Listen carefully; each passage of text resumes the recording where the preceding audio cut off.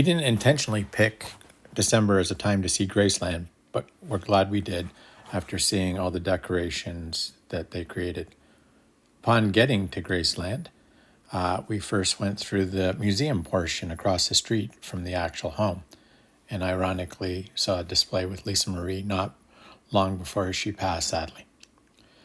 The museum is outstanding with artifacts from his career and many legendary performances. They were so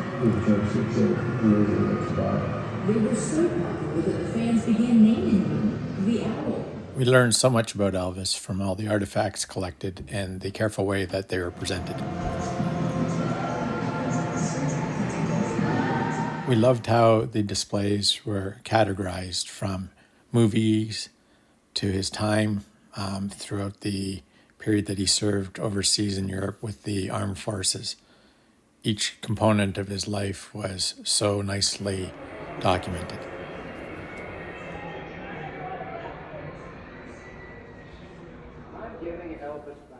Certain artifacts resonated even more, like the TV he apparently shot at one point, and favorite vehicles that he collected.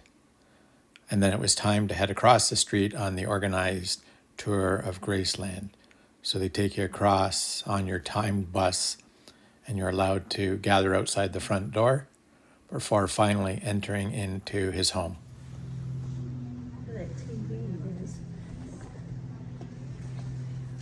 Elvis sadly passed away in the bathroom above the front foyer. This area is roped off, and behind our shoulders you can see the room from the exterior.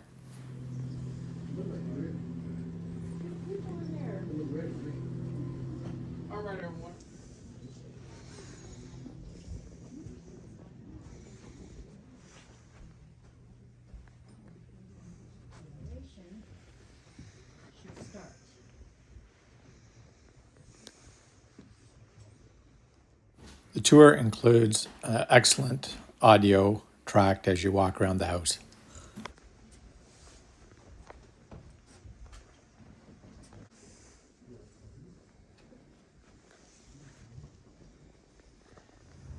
The interior has not been remodeled and remains as it was during the time that Elvis lived there, and the exterior grounds are extensive. However, the neighbors have built up all around, which was once a country property. A favorite location on the site was a building used to house more like a museum display of Elvis from his early life, family photos, family videos that were on display, as well as personal artifacts such as his wallet and his gun license and his favorite gun. There was many more items related to his family as well.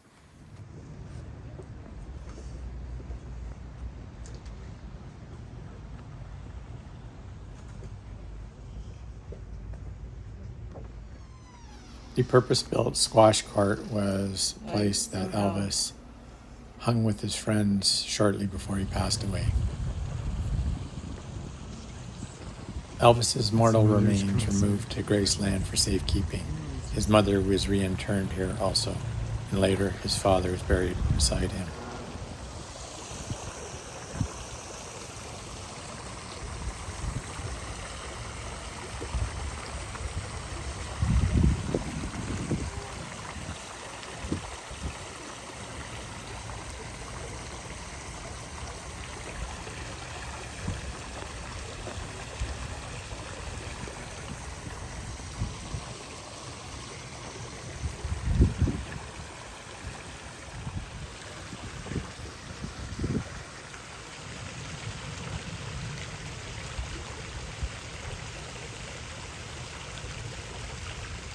Out front of Graceland,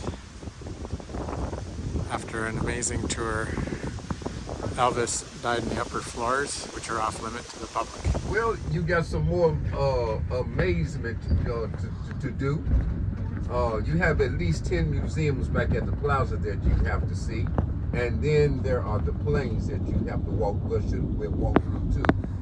Now, let me clarify that statement. When I said planes walk through, I should have said planes, singular. there are two planes here, but the only one you'll be able to walk through is the Lisa Marie. And the reason you won't be able to walk through the second one will be self-explanatory when you get there. Now, I'm taking you back to the plaza so you can return the iPad that you have. Now, when you do that, well, let me point this out. After touring the state, we completed our view of Graceland by checking out two of Elvis's private jets. Lisa Marie, which he named for his favorite jet, took his daughter to see snow for the first time on a day outing. And there was many other stories related to these aircraft. Outside the legendary Sun Studios, where Elvis was first recorded, amongst many other artists like Jerry Lee Lewis and Carl Perkins, and none other than Johnny Cash. After Graceland, hitting Sun Studios in Memphis seemed appropriate, as this is where Elvis was discovered.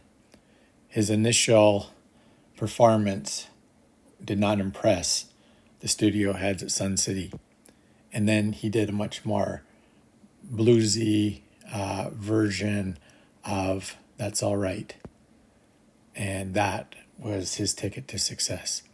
In the studio, X marks the spot where he stood for that performance, and the mic that's in there was one that was used in that fateful recording.